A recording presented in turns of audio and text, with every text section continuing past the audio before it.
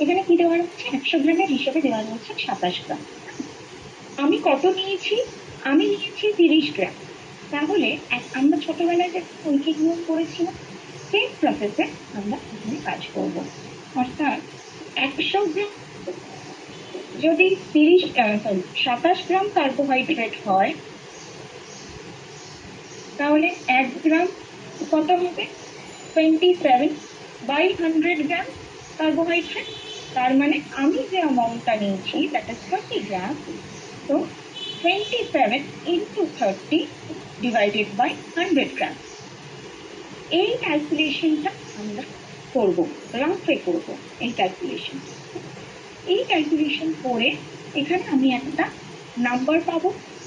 ঠিক আছে, মোটামুটি ভাবে এই নাম্বারটা বলছি, অলমোস্ট 18 এর মতন আসবে।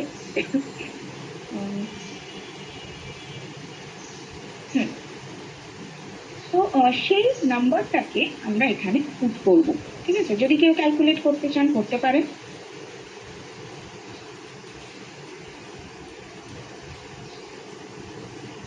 এই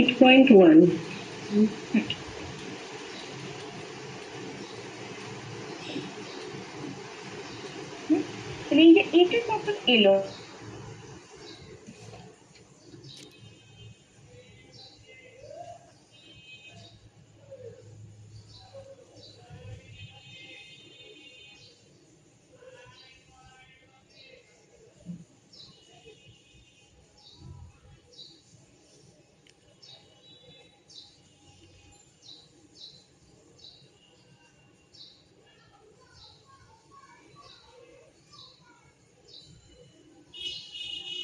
আবার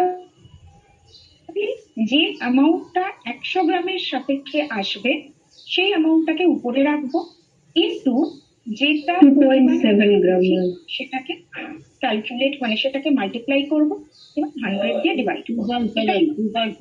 2.7 গ্রাম। ফ্যাট দেখছি, ফ্যাট রয়েছে 2.6, 30 গ্রামসে কত আসছে,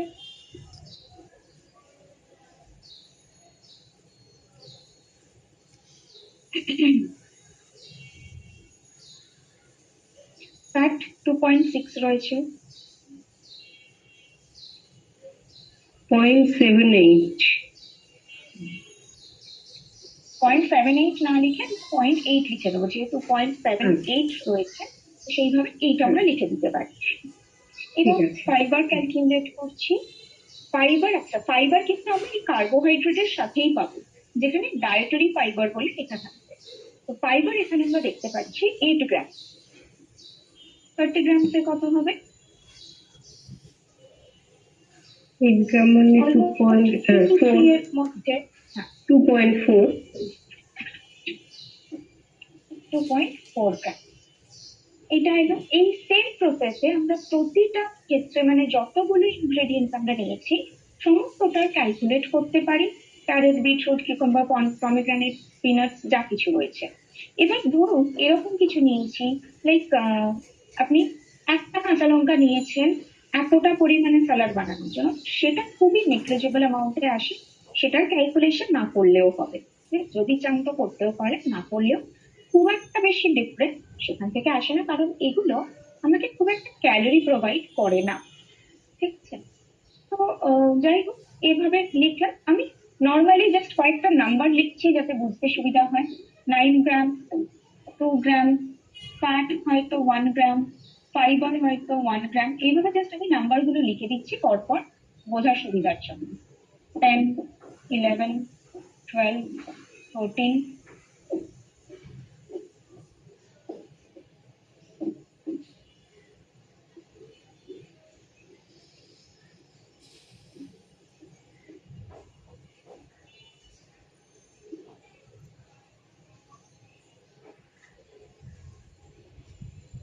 ধরুন এইরকম কিছু অ্যামাউন্ট আমরা পেয়েছি। এবার আমাকে কি করতে হবে, এই যে কার্বোহাইড্রেট থেকে আমি যা পেলাম টোটাল কার্বোহাইড্রেটটাকে প্লাস করব। ওকে, টোটাল কার্বোহাইড্রেট যদি প্লাস করি সেখানে হয়তো আমি একটা নাম্বার পাচ্ছি। ধরে নিলে আমি সেখানে 70 পেলাম, 70 গ্রাম হয়তো কার্বোহাইড্রেট পেলাম।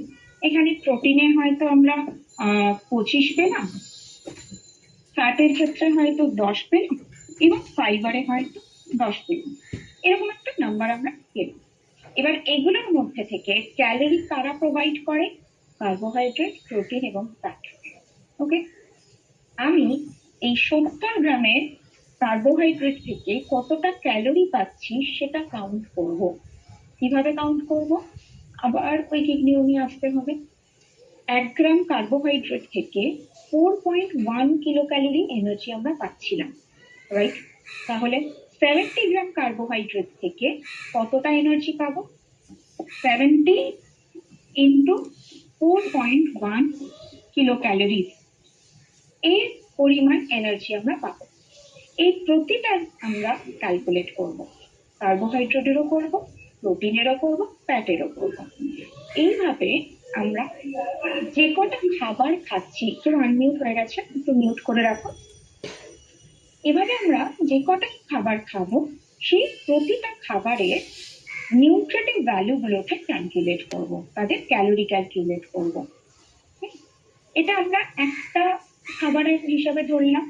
সাপোজ আপনি ব্রেকফাস্ট, লাঞ্চ, ইভিনিং এবং ডিনার এই 4টে প্যাটার্ন করছেন, তাহলে 4টেতেই আপনি যা যা খেয়েছেন সবটা করলেন। এখান থেকে ধরুন ব্রেকফাস্টে আপনি এইটা নিয়েছেন শুধু, তাই এটার একটা ক্যালোরি পেয়ে গেলেন। লাঞ্চে ভাত নিয়েছেন, ডাল নিয়েছেন, যা যা কিছু নিয়েছেন, সেটা টোটাল লাঞ্চ থেকে আপনি কতটা ক্যালোরি পাচ্ছেন সেটা পেলেন। হয়তো ব্রেকফাস্ট থেকে আপনি পেয়েছেন 300 কিলো ক্যালোরি, লাঞ্চ থেকে পেয়েছেন 500 কিলো ক্যালোরি, ইভিনিং থেকে পেয়েছেন 200 কিলো ক্যালোরি, ডিনার থেকে পেয়েছেন 300 কিলো ক্যালোরি।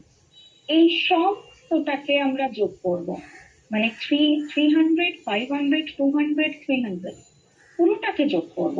পুরোটা যোগ করে আমি দেখব আমার যতটা ক্যালোরি রিকোয়ারমেন্ট ছিল তার সাথে আমি যেটা নিলাম আজকে সেটা মিলল কি। এবং এই যে অ্যামাউন্ট গুলো যখন সেট করছি তখন আমাকে মনে রাখতে হবে আমার নিউট্রিশনাল স্টেটাস অনুযায়ী ডায়েটারি প্রিন্সিপালটা কি ছিল। যদি আমার নিউট্রিশনাল স্টেটাস অনুযায়ী ডায়েটারি প্রিন্সিপালে থাকে হাই ফাইবার, তাহলে যে ফুডগুলো ফাইবার হাই আছে, যে ফুডগুলো সম্পর্কে আমরা জানি যে এদের ফাইবার কন্টেন্ট হাই, তাদের পরিমাণটাকে বাড়তে হবে। তাহলেই আমরা এইখানে গিয়ে ফাইবার কন্টেন্টটাকে বেশি পাবো, অর্থাৎ একটা হাই ফাইবার পাবো। এই ফাইবার কন্টেন্টটা আমরা প্রত্যেকটা মিলেতে টোটাল করবো।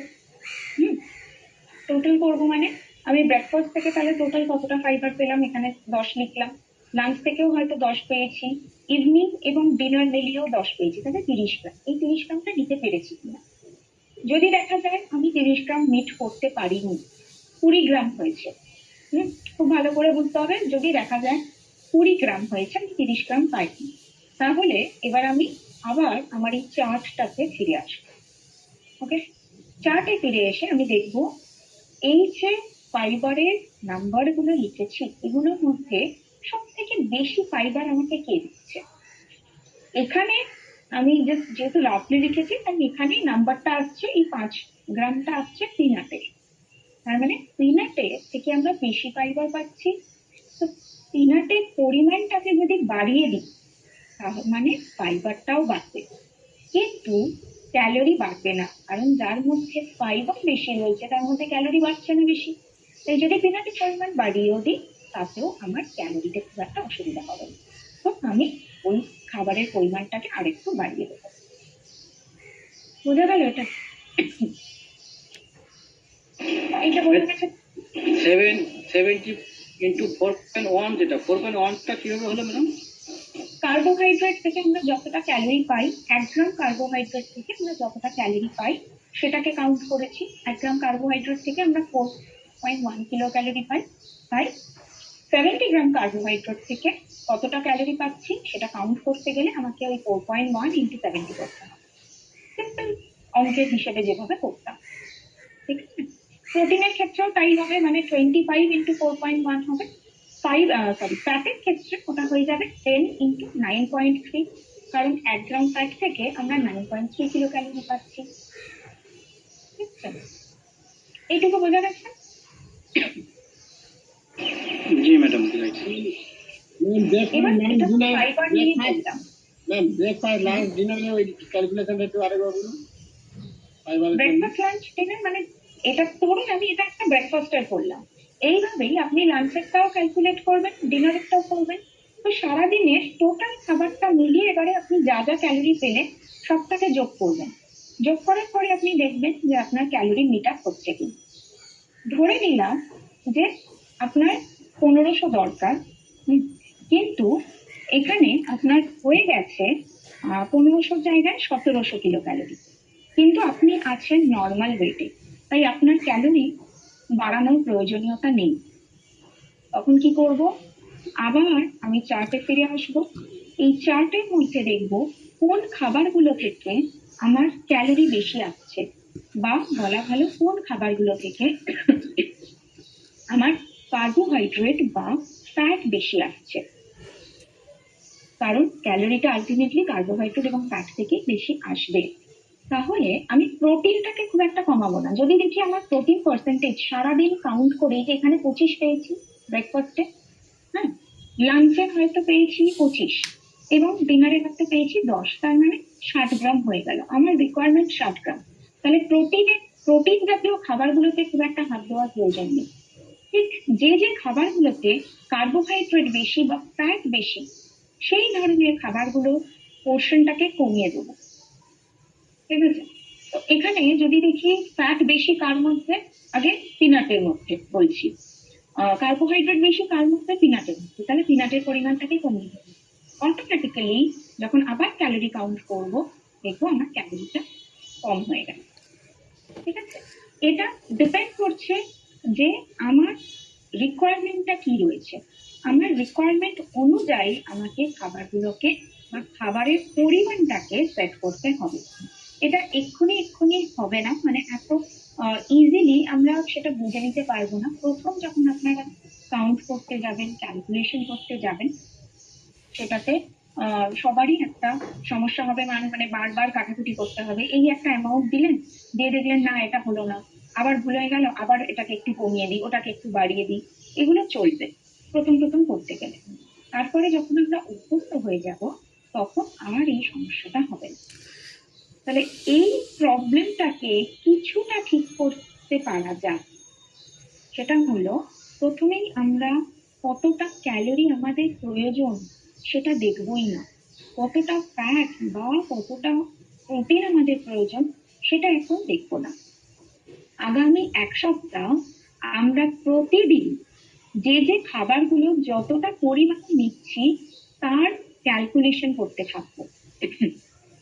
ঠিক আছে, তার ক্যালকুলেশন করবো। ধরুন আজকে আপনি সকাল থেকে রাত পর্যন্ত যা খাবার নিয়েছেন, যতটা নিয়েছেন সেটার উপরে বেস করে আপনি ক্যালকুলেট করুন। দেখা গেল হয়তো আজকে আপনার প্রোটিন, ধরুন আপনার প্রোটিনের প্রয়োজনীয়তা 70 গ্রাম, ক্যালোরি প্রয়োজনীয়তা 1500 গ্রাম, ফাইবারের প্রয়োজনীয়তা 35 গ্রাম। কিন্তু আপনার আজকের ডেটে এসে দেখছেন যে আপনার প্রোটিন আছে 50, ফাইবার আছে 20, ক্যালোরি রয়েছে 1800। কিছু চেঞ্জ করতে হবে না, শুধু দেখে নিন কোন জায়গাগুলো থেকে আপনাকে চেঞ্জ করাটা দরকার, কোনগুলোর মধ্যে ফাইবারকে বাড়াতে পারবেন, কোনগুলোর মধ্যে প্রোটিনকে বাড়াতে পারবেন, সেটা এখন দেখে নিন। কালকে আবার আপনি যা খাবেন সেগুলো ক্যালকুলেশন করুন। এইভাবে টোটাল 1 সপ্তাহ করলে আমরা বুঝতে পারবো যে আমাদের যে খাবারের ধরন তার মধ্যে, মানে আমরা যতটা পরিমাণে খাবার নিচ্ছি তার মধ্যে থেকে মোটামুটি ভাবে কোন খাবারগুলো থেকে কার্বোহাইড্রেট, প্রোটিন, ফ্যাট কিরকম ভাবে আসছে এক্ষুনি বুঝতে পারবো না। 1 সপ্তাহ যদি টানা করি তাহলে বুঝতে পারবো যে কিভাবে এই নিউট্রিয়েন্টস গুলো সাপ্লাই হচ্ছে, কোন খাবারের মধ্যে কতটা রয়েছে। না আমি যতটা পরিমাণে নিচ্ছি, ধরুন আপনি 80 গ্রাম চাল নিচ্ছেন, তাহলে সেই 80 গ্রাম চালের মধ্যে আপনি কতটা কার্বোহাইড্রেট পাচ্ছেন সেটা একটা আইডিয়া পেয়ে যাবেন। বা 50 গ্রাম ডালের মধ্যে কতটা প্রোটিন পাচ্ছেন একটা আইডিয়া পেয়ে যাবেন। এবার যখন ফাইনালি আপনি আপনার ডায়েট চার্টটাকে ঠিক করতে বসবেন, এক সপ্তাহ পরে, তখন গিয়ে দেখবেন অটোমেটিক্যালি কিন্তু আর খুব একটা কাটাকুটি করতে হচ্ছে না। 50 গ্রাম ডালের বদলে আপনি খুব ভালোভাবে বুঝতে পারবেন যে 50 গ্রাম ডালে হচ্ছে না, তাহলে 40 গ্রাম ডাল করলে তাহলে হয়তো প্রোটিনটা একটু কমবে। বা 80 গ্রাম চালের জায়গায় যদি আমি 60 গ্রাম চাল করি তাহলে আমার কার্বোহাইড্রেটটা কমে যাবে। আমার কি কমানো কি বাড়ানো সেটা আমি ওই এক সপ্তাহ পর থেকে বুঝতে পারবো, আইডেন্টিফাই করতে পারবো। ঠিক আছে, ম্যাম, বোঝা গেল? আমরা তো ফাইবার একদম ফাইবার থেকে কি কোনো এই ক্যালোরি পাচ্ছি ম্যাম? আরেকবার বলুন। ম্যাম, ফাইবার থেকে কি আমরা কোনো ক্যালোরি পাচ্ছি? না, ফাইবার থেকে তো কোনো ক্যালোরি পাচ্ছি আচ্ছা, না। যেহেতু তাই পাচ্ছি না তাহলে ক্যালোরি বেশি বা কমের ক্ষেত্রে ফাইবারের কোনো সম্পর্ক নেই। তাহলে ম্যাম ফাইবার আমার কতটুকু প্রয়োজন হবে প্রতিদিন, এটা আমি কিভাবে বুঝবো? এক মিনিট, আমি একজন প্রশ্ন কমপ্লিট করে নিই, ম্যাম, তারপরে ফাইবার থেকে যেহেতু ক্যালোরি পাচ্ছি না, তাহলে ফাইবার থেকে মানে কতটুকু ফাইবার প্রতিদিন আমার প্রয়োজন, এই ক্যালকুলেশনটা কিভাবে করব? আমরা তো যা যা খাবার নিচ্ছি সেখান থেকেই ফাইবারের ক্যালকুলেশন করছি। ধরুন ক্যারেট থেকে আমি ফাইবারের ক্যালকুলেশন করেছি 1 গ্রাম। এবার দেখা গেল আমি ক্যারেটের পরিমাণটা কমিয়ে দিচ্ছি, তার মানে তো ফাইবারটাও কমে যাবে, তাহলে সেটা করা যাবে না। হুম?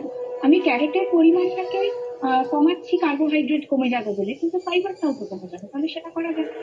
তাহলে আমাকে দেখতে হবে এরকম জিনিস যার মধ্যে থেকে ফাইবার পাচ্ছি কম, কিন্তু আমি প্রোটিন আমি ফ্যাট বা কার্বোহাইড্রেট বেশি পাচ্ছি।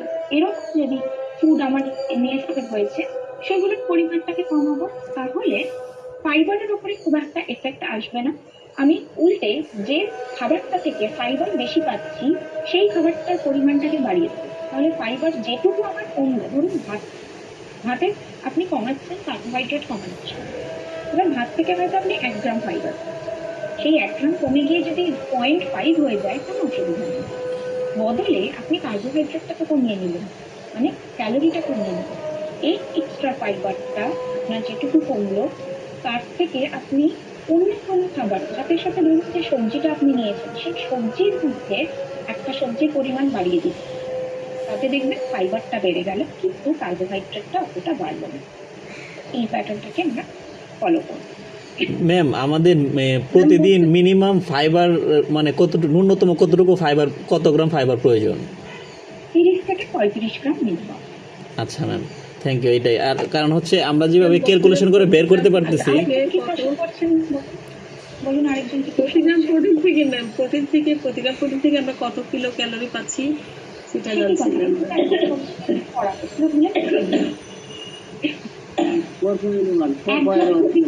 আমরা 4.1 কিলো ক্যালোরি পাচ্ছি এনার্জি। কার থেকে পাচ্ছি 4.1? 1 গ্রাম প্রোটিন থেকে পাচ্ছি। ম্যাম, একটা 1 কথা গ্রাম বলছিলেন, প্রোটিন, 1 গ্রাম কার্বোহাইড্রেট, দুটো থেকেই আমরা 4.1 কিলো ক্যালোরি এনার্জি পাই। ম্যাম, একটা কথা বলছিলেন, বলুন, নেক্সট বলুন, কি প্রশ্ন করছেন?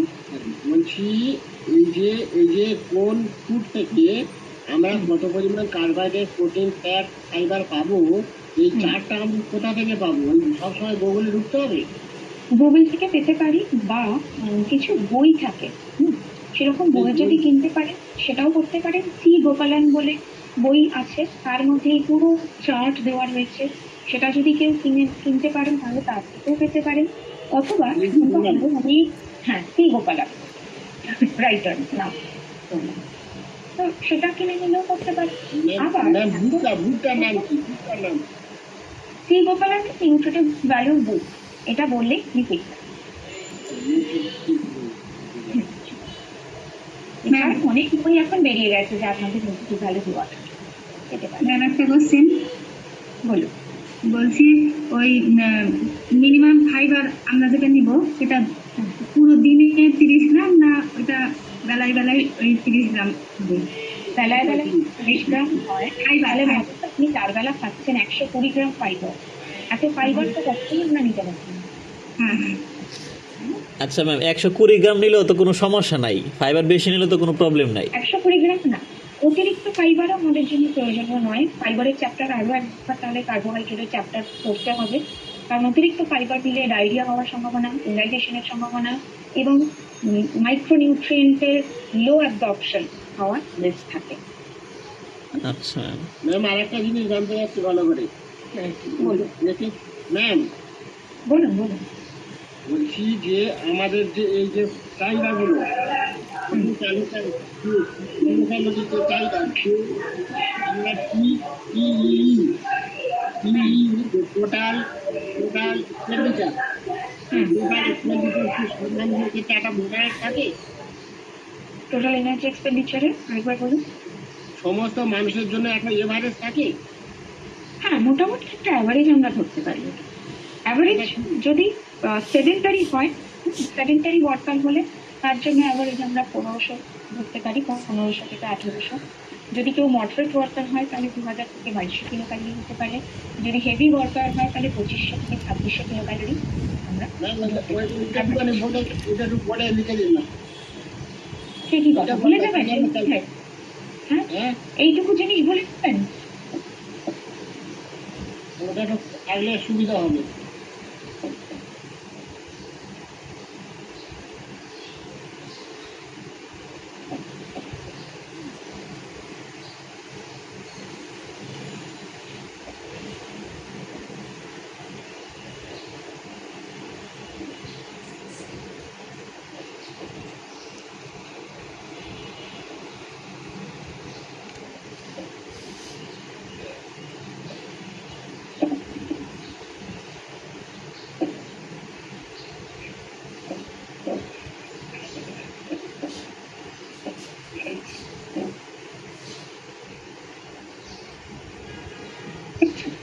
এটা অ্যাভারেজ।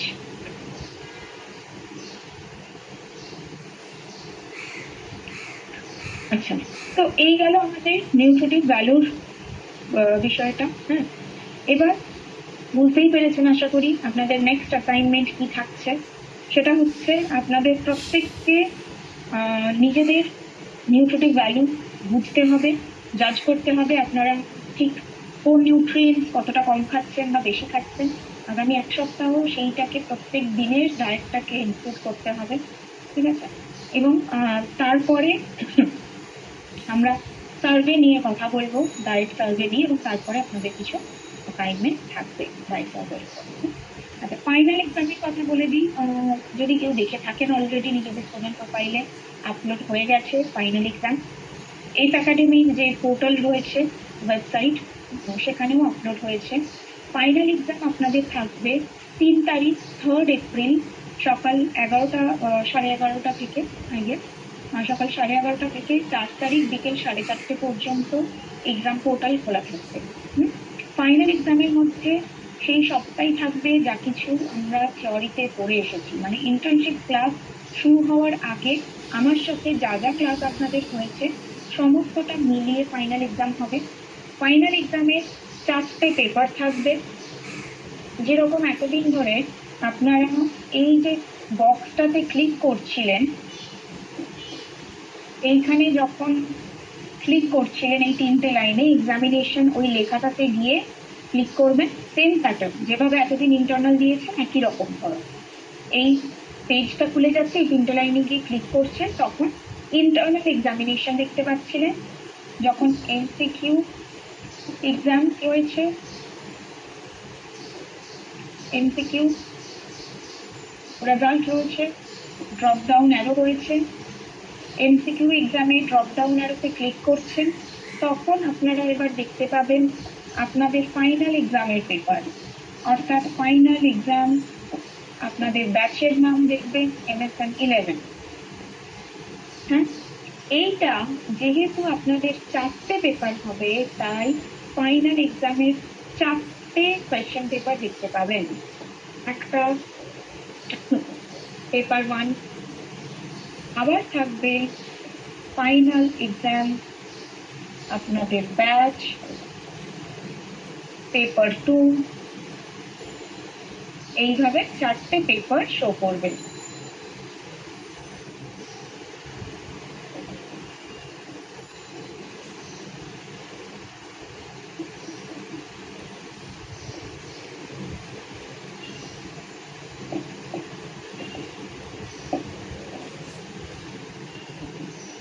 ঠিক আছে, এরকম 4টে পেপার শো করবে।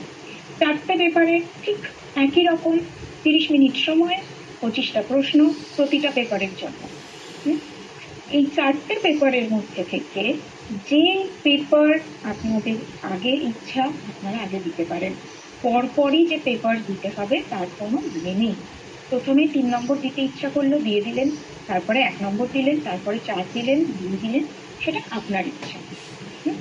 এই 4টে পেপারের মধ্যে এক্সপেক্টেড এই প্রথম দুটো পেপার থেকে আসবে এই যে ফান্ডামেন্টালসের যে চ্যাপ্টারগুলো পড়েছিলাম, একদম পার্ট 1-এ যে চ্যাপ্টারগুলো ছিল বেসিক, মানে fundamental, human body, carbohydrate, protein, fat, vitamin, mineral, water, এই যে চ্যাপ্টারগুলো ছিল এগুলো, এবং তার সাথে যখন আমরা বিভিন্ন ডায়েট নিয়ে পড়েছিলাম, ডায়েট টেকনিক নিয়ে, এন্টেরাল ফিডিং এ পড়েছি, প্রিন্সিপালস এর মধ্যে পড়েছি, এছাড়াও ওল্ড এজ পড়েছি, আমরা চাইল্ডহুড পড়েছি, প্রেগনেন্সি পড়েছি, এই যে প্যাটার্নটা রয়েছে এগুলো পেপার 1 আর 2 এর মধ্যে থাকতে পারে। আর পেপার 3-4 এর মধ্যে মেজরলি থাকবে ডিজিজ ওরিয়েন্টেড কোয়েশ্চেন্স গুলো। এটা মনে রাখতে হবে, পেপার 3 আর 4 এর মধ্যে মেজরলি ডিজিজ ওরিয়েন্টেড কোয়েশ্চেন বেশি থাকবে, আর বাকি যে চ্যাপ্টার্স গুলো রয়েছে সেইগুলো পেপার 1 আর 2 এর মধ্যে মেজর কোয়েশ্চেন থাকবে। ঠিক আছে, ক্লিয়ার হলো? হ্যালো ম্যাম, বলুন। নমস্কার ম্যাম। বলছিলাম ম্যাম, আমার বাড়িতে আমার স্ত্রী প্রেগনেন্ট, তো এখন ম্যাচুরিটি ডেট, ওর এখন হিমোগ্লোবিন 8.7 হয়ে গেছে। তো ডাক্তার বলছে ওকে ইঞ্জেকশন দিয়ে সিজার করতে হবে। তো এইটা এর ভিতরে মানে এই ইঞ্জেকশনটা কি আবার বাচ্চা হওয়ার পরে কি আবার নিতে হয়? যদি হিমোগ্লোবিন কখনো কম থাকে তাহলে নিতে হবে, এবং এখন ওনাকে বেশি করে গ্রিন ভেজিটেবল খাওয়ান, সাইট্রাস ফ্রুটস দিন, পেয়ারা প্রতিদিন খেতে হবে 1 থেকে 2 করে। আচ্ছা, ব্যাক টু দি টপিক। তো আমরা এই যে 4টে পেপার দেখছি, এই 4টে পেপারের মধ্যে যেরকমটা বললাম, যে কোনো একটা পেপার দিতে পারেন। 3 তারিখ থেকে 4 তারিখের মধ্যে যে কোনো সময় ইচ্ছা দিতে পারেন, অসুবিধা নেই। বাট একটু খেয়াল রাখবেন যে যেহেতু এতদিন ধরে একটা পেপার দিয়েছেন, তাই এবারে যেহেতু 4টে পেপার, তো 4টে পেপারই হয়। অনেক সময় ধরুন আপনি একটা পেপার দিলেন, দেওয়ার পরে ভুলে গেলেন, বা 3টে পেপার দিয়েছেন, একটা পেপার মিস আউট হয়ে গেছে, এরকমটা যেন না হয়। 4টে পেপারই দেবেন, এবং ফাইনালি এই রেজাল্টে ক্লিক করে চেক করে নেবেন এই 4টে পেপারই এখানে শো করছে কিন্তু। 4টে পেপার যদি শো না করে, তার মানে বুঝবেন যে আপনি সবকটা পেপার দেননি, আপনি আরেকবার রিভাইজ দিয়ে দিতে পারবেন কোন পেপারটা দেওয়া হয়নি। ঠিক আছে, তো এটা একবার ক্রস চেক করে নেওয়াটা নিজেদের সুবিধার জন্য দরকার, যে এই এমসিকিউ রেজাল্টে আপনার 4টে পেপার শো করছে কিনা। এবং এই 4টে পেপার কিন্তু ইন্টারনাল না, কারণ নামটা প্রথমেই শুরু হবে ফাইনাল দিয়ে, ফাইনাল এক্সাম সেই দিয়ে নামটা শুরু হবে। যারা এর আগে ইন্টারনাল দিয়েছেন সেটা কিন্তু দেখলেন যে 2টো ফাইনাল দেখাচ্ছে, 2টো ইন্টারনাল দেখাচ্ছে, মানে 4টে পেপারই শো করছে, নয়। তো আনমিউট হয়ে রয়েছে, প্লিজ মিউট করে নাও। ম্যাম 4 তারিখ কটা পর্যন্ত? আগে আমি কমপ্লিট করে নিই, তারপর আবার প্রশ্ন করবেন, অনেকবার বললে রিপিট করেছি আমি। ফাইনাল এক্সাম দিয়েই যেন 4টে পেপার শো করে, সেই জিনিসটা চেক করে নেবেন প্রত্যেকে। এবং তারপর ফাইনালি পরীক্ষা দেওয়া হয়ে গেলে এই যে এখানে 3টে ডট থাকছে, এই 3টে ডটে ক্লিক করে লগ আউট অপশনে ক্লিক করবেন। লগ আউট অপশনে ক্লিক করে আবার একবার স্টুডেন্ট প্রোফাইলে লগ ইন করে নেবেন। এই প্রসিডিওরটা করার পরে আপনার এক্সামটা স্টুডেন্ট যে এক্সাম পোর্টাল সেখানে আপডেট হবে। যদি কেউ এটা না করে থাকেন তাহলে তার এক্সাম কিন্তু আপডেট হবে না। ওকে, এটা প্রত্যেকে মাথায় রাখবেন যে লগ আউট পুরো এক্সাম কমপ্লিট হওয়ার পরে, 4টে পেপার কমপ্লিট হওয়ার পরে প্রত্যেকে লগ আউট করবেন এবং রি-লগ ইন করতে হবে। ক্লিয়ার? ম্যাম, পেপার কমপ্লিট করার পর প্রথম রেজাল্টটা দেখবো, তারপর তো লগ আউট করবো। হ্যাঁ, আগে রেজাল্ট দেখে নেবেন, 4টে রেজাল্টটাকে দেখে নেবেন। আপনি কনফার্ম হয়ে গেলেন যে আপনার এক্সাম কমপ্লিট হয়ে গেছে, এবার আপনি লগ আউট করবেন। কোনো পেপার যদি মিস আউট হয় রেজাল্টটা দেখানোর পর, তাহলে আবার দেওয়া যাবে সেই পেপারটা? মিস আউট রেজাল্টে দেখানোর পর মানে রেজাল্টে তো দেখাবেই না সেটা। সেটা দেখাবে না, তখন তো আমি বুঝতে পারবো যে এটা মিস হ্যাঁ, হয়ে গেছে। দিয়ে দেবেন তখন। সময়ের ব্যাপার কি একটা টাইম দিতে হবে? না না, এরকম ব্যাপার নেই। আপনি আপনার কাছে যদি টানা 2 ঘন্টা সময় থাকে, আপনি 4টে পেপার একসাথে দিয়ে দেবেন। আপনার কাছে 8 ঘন্টা থাকলে একটা পেপার দেবেন, 1.5 ঘন্টা থাকলে 3টে দেবেন, 1 ঘন্টা থাকলে 2টো দেবেন, এটা আপনার উপর ডিপেন্ড করছে। ম্যাম একটা প্রশ্ন, বলুন সব লেখা কি একসঙ্গে দিতে হবে? কোনটা? সব কটা পরীক্ষা, সব কটা পেপার চেক পরীক্ষা একসঙ্গে দিতে হবে? এক্ষুনি বললাম, এক্ষুনি এই উত্তরটাই দিলাম। ম্যাম বলছি কি তাহলে 4টে পেপারে 100টা প্রশ্ন থাকবে তাই তো? তো ওটা 100টা প্রশ্ন হয়, 100 নম্বরের প্রশ্ন হবে এবং তার মধ্যে পেতে হবে। টোটালের জন্য 2 ঘন্টা। আমরা তো টোটাল কাউন্ট করবো, 30 মিনিট হিসাবেই কাউন্ট হবে। আর আপনাদের যে মার্কসটা পাবেন, সেই মার্কসটা হতে হবে 52 আউট অফ 100, 52 টোটাল পেতে হবে। ঠিক আছে? ম্যাম হ্যালো ম্যাম, ম্যাম ওটা আরেকবার বলুন না, পার্টে পার্টে ভাগ করে পরীক্ষা দেওয়া যাবে তো? তাই অন্য হ্যাঁ, দেওয়া একটা পরীক্ষা দেওয়া হ্যালো ম্যাম, বলুন। আমি বলছিলাম আমি এইসব ক্লাসগুলো ফাইনাল পরীক্ষার আগে এগুলো আপডেট হয়ে যাবে তো? এই ইন্টার্নশিপ ক্লাস কোনোটাই আপডেট হবে। আচ্ছা, ক্যান্সার আর ওই আর্থারাইটিসের যে চ্যাপ্টারটা আছে ওই দুটো ক্লাস আপডেট হয়নি। হ্যাঁ, ওটা মোস্ট প্রবাবলি আপনাদের এপ্রিল বলছি, ফেব্রুয়ারি মাসের যে ক্লাসেসগুলো রয়েছে সেগুলো বাইরে নেক্সট উইক আপলোড হয়ে যাবে। ওগুলো অলমোস্ট রেডি হয়ে গেছে শুনলাম, তো ওগুলো বাই নেক্সট উইক আপলোড হয়ে যাওয়ার কথা। ম্যাম বলছি যে 2 ঘন্টা যেহেতু, সেহেতু আমি যদি 4টে পেপার একসাথে দিই সময়টা 2 ঘন্টায় পাবো এই তো? হ্যাঁ হ্যাঁ, ম্যাম মার্চ মাসের পেপারগুলো হবে না, আপডেট হবে না? মার্চ মাসে তো আপনাদের কোনো থিওরি ক্লাস হয়নি। হয়েছে কি মার্চে থিওরি ক্লাস? হ্যাঁ হয়েছে ম্যাম, 3টে হয়েছে। ঠিক আছে, দেখে নেবো ওটা। ওটা যত শীঘ্র আপলোড করা যায় আমি জানাবো। কিডনি ডিজিজ থেকে মানে অবধি হয়েছে, আপলোড হয়ে গেছে। ক্যান্সার চ্যাপ্টারটা আর আর্থারাইটিস চ্যাপ্টারটা আপলোড হয়নি। আচ্ছা আচ্ছা, ঠিক আছে, আমি জানিয়ে রাখবো আপনাদের যে রিমেনিং ক্লাসেসগুলো রয়েছে সেগুলো যাতে আপলোড করে দেওয়া হয়। ঠিক আছে? ম্যাম আমার একটা ছোট প্রশ্ন ছিল। বলুন হ্যালো বলুন বলুন। হ্যালো ম্যাম, হ্যাঁ বলছি ধরুন আমি ফার্স্ট পেপার দিলাম, ধরুন আমার হাতে সময় কম, আমি ফার্স্ট পেপার দিলাম, ফার্স্ট পেপার দিলে ধরুন আমি 30 মিনিট নিয়ে নিই। তাহলে এবারে ধরুন আমি আর এখন ওই সময় দিব না, ধরুন সেকেন্ড থার্ড ওটা ওই যে 30 মিনিট যাওয়ার পরে যে আমার যে 1.5 ঘন্টা বেঁচে থাকবে সেটা কি অ্যাজ থাকবে, 1.5 ঘন্টা থাকবে তো নাকি না দিতে থাকবে নাকি, ব্যাপারটা কি বলবো? ধরুন একটা একদমই নয়। ধরুন একটা পেপার আপনার কাছে ধরুন 30 মিনিট হাতে সময় আছে, ঠিক আছে? ভালো করে বুঝুন, 30 মিনিট সময় রয়েছে। আপনি প্রথম পেপারটা দিলেন, যেটা হয়তো 15 মিনিটেই কমপ্লিট হয়ে গেল। 15 মিনিটে আপনি সাবমিট করে দিলেন, ঠিক আছে? আপনি এখন 10টার সময় পরীক্ষা দিতে বসলেন, আপনি 10:30টার সময় কোথাও বেরোবেন। এই 10টা থেকে 10:30টার মধ্যেকার সময়, ধরুন আপনার 10:15-র মধ্যে ফার্স্ট পেপার সাবমিট করে দিলেন। তো আপনার যদি মনে হয় আমি পরের পেপারটাও 15 মিনিটে সাবমিট করে দিতে পারবো, তাহলে আপনি পরেরটা দিতেই পারেন। এটা আপনাদের উপর ডিপেন্ড করছে। Maximum 30 minute. না ঠিক আছে, ম্যাক্সিমাম 30 মিনিটের মধ্যে। এবারে ঘটনা হচ্ছে যে আমার তো টোটাল 2 ঘন্টা আছে, 2 ঘন্টার মধ্যে ধরুন একটা আমি 40 মিনিট সরি 40 মিনিটই দিলাম, আমার হাতে তো আরো 1 ঘন্টা না না না, এরকম একদম না। টোটাল 2 ঘন্টা কাউন্ট হচ্ছে না, সব টোটাল ইন্ডিভিজুয়াল পেপার। পেপার 1, 2, 3, 4 প্রত্যেকটা আলাদা আলাদা 30 মিনিট। ঠিক যেভাবে আপনারা ইন্টারনাল দিয়েছিলেন সেম প্যাটার্ন আমি বলেছিলাম, সেম প্যাটার্নে এগুলো হবে। প্রত্যেকটার জন্য 30 মিনিট সময় আর 25টা করে প্রশ্ন। সেই কারণে আপনারা আলাদা আলাদা না ক্রেডিবিলিটিতে থাকছে। ধরুন আমি একটা 15 মিনিটে দিয়ে দিলাম 30 মিনিটের জায়গায়, তাহলে ওই যে 15 মিনিট আমি যে অ্যাডভান্স দিয়ে দিলাম, সাবমিট করে দিলাম, এর ওই 15 মিনিটে তো আমি সেকেন্ড পেপারে কি পাচ্ছি না, পাচ্ছি না। কেন আপনি পাবেন সেটা?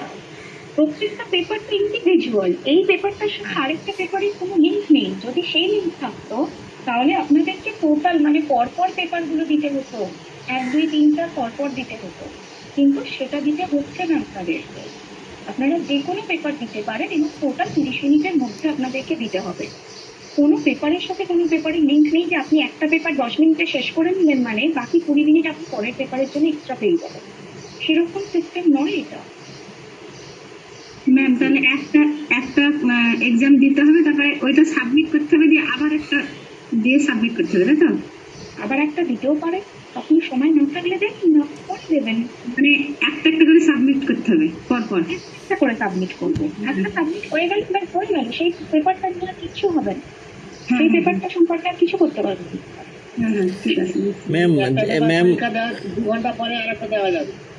হ্যাঁ হ্যাঁ, 2 ঘন্টা কেন, আপনি একটা সকালে দিন একটা রাতে দিন, কোনো অসুবিধা নেই। ম্যাম বিষয়টা এখানে 4টা পরীক্ষা আমরা 30 মিনিট করে দিব, আগে যেভাবে দিছি এটাই ফাইনাল। কারণ হচ্ছে আমার একটাতে যদি 10 মিনিট থাকে তাতে তো কিছু যায় আসে না, পরের পরীক্ষার জন্য আমার আধা ঘন্টাই টাইম। হ্যাঁ, এবং যেমন আমরা পাবলিক পরীক্ষা যেমন দিই, আজকে আমার একটা পরীক্ষা ছিল আমি আধা ঘন্টা কম দিয়েছি, তাতে তো পরের পরীক্ষার কিছু যায় আসে না, পরের দিন তো আবার 4 ঘন্টাই টাইম, এই আধা ঘন্টা তো আমি পরের দিন আশা করতে পারি না। বুঝতে পেরেছি। ক্যারি ফরওয়ার্ড করতে পারবেন টাইমিংকে। হ্যালো, 4টে হয়ে যাওয়ার পর লগ আউটটা করতে হবে তো? হ্যাঁ, লগ আউট করে। ম্যাম বলছি কি, তারপরে 4টে পেপার যদি কেউ একসাথে পরীক্ষা দেয় তাহলে প্রথম পরীক্ষাটা যদি 20 মিনিটে শেষ হয়ে যায় তাহলে পরে আর একটা পেপার শুরু হবে, তাই তো? প্রথম পরীক্ষাতে 20 মিনিটে হয়ে গেছে, হয়ে আপনি গেল। আরেকটা পেপার দিয়ে দিন, তার জন্য ইন্ডিভিজুয়াল 30 মিনিট পাবেন। আচ্ছা, তার জন্য আপনি ইন্ডিভিজুয়াল 30 মিনিট পাবেন। ধরুন আপনি এখন পরীক্ষা দিতে বসেছেন, এখন 12:30টার সময় আপনি পরীক্ষা দিতে বসেছেন, হ্যাঁ, আপনার কাছে টোটাল 2 ঘন্টার সময় তাহলে আপনি পাবেন। যদি আপনি মনে করছেন আপনি 4টেই এখন দিয়ে দেবেন, তাহলে ম্যাক্সিমাম আপনি 2 ঘন্টা পাবেন। এই 2 ঘন্টার আগেই যদি আপনার সবকটা পেপার সাবমিট করা হয়ে যায় তো হয়ে যাবে। এমন নয় যে 30 মিনিট পরেই আপনাকে দিতে হবে, 30 মিনিটের আগে আপনি আরেকটা ক্লিক করতে পারবেন না, সেটা নয়। আপনার যেমন যেমন পরীক্ষা আপনি সাবমিট করবেন সেইভাবেই আপনি পরেরটা ক্লিক করতে পারবেন। তার মানে আমি শুরু করি ম্যাম, আমি যদি শুরু করি 10টার সময়, তাহলে দেখা গেল আমার পরীক্ষা 4টে পেপার দিতে 10:40 বাজলো, তাহলে কমপ্লিট হয়ে গেল তো? হয়ে গেল। আচ্ছা, তার যেরকম পরীক্ষা সময় লাগে সেই জন্য এক্সটেন্ডেড টাইম দিয়ে রাখা হয়। ম্যাম আমাদের যে শুরু থেকে যতটুকু পুরো ক্লাস শেষ করেছি আমরা, মানে পুরো কোর্সে আমাদের এক্সাম শেষে কি ক্লাসগুলো আমাদের মোবাইলে থাকবে ম্যাম? ক্লাসগুলো এক্সাম শেষে থাকবে, তবে বেশি দিন থাকবে না। আপনাদের এই ব্যাচটা যখন কমপ্লিটলি ক্লোজ হয়ে যাবে তখন এই ক্লাসেসগুলো চলে যেতে পারে। তো সেটা এখন অবধি বোঝা যাচ্ছে না কি হবে, বাট একদম ব্যাচ ক্লোজ হয়ে গেলে ক্লাসগুলো নাও থাকতে পারে। ম্যাম আমরা একটা পরীক্ষা দিয়ে কি লগ আউট করবো না 4টা পরীক্ষা? না না, 4টে দিয়ে লগ আউট করবো, 4টে দিয়ে লগ আউট 2 দিনে লাগুক বা একদিনে বা 2 ঘন্টা 4 ঘন্টা যেই সময় হোক, আমার 4টা পরীক্ষা কমপ্লিট হওয়ার পরে আমাকে লগ আউট করতে হবে। হ্যাঁ, একটা দিয়েও করতে পারেন, কিন্তু বারবার লগ আউট করবেন লগ ইন করবেন প্রয়োজন নেই সেটা। একেবারে দিয়ে করলেও যা হবে, একটা একটা করে করলে তাই হবে। সেই জন্য আমি 4টে দিয়েই করতে পারি, একেবারে আলাদা করে এত কষ্ট করবেন কেন। ম্যাম একটা কোয়েশ্চেন ছিল, বলছি একটা পেপার দেওয়ার পর যদি ধরুন আমার যেমন নেটওয়ার্ক কিছু হয় বাড়িটা এমন পজিশন আছে তো আলাদা ডেস্কটপ কিছু থাকে না, তো যদি ওটা সাবমিট যতক্ষণ না করছি ততক্ষণ তো ওটা রেজাল্ট অ্যাকাউন্ট হবে না। না, এটাই জিজ্ঞেস করছি। আচ্ছা ঠিক আছে, চলো তাহলে আজকের মতন আমরা এখানেই এন্ড করলাম ক্লাসটাকে। ঠিক আছে, নেক্সট উইকে আপনাদের যে হোমওয়ার্কটা দেওয়া হলো সেটা নিয়ে তাহলে আলোচনা করবো। ওকে, ভালো থাকবেন সবাই, thank you, good day. Thank you ma'am. Thank you, good day.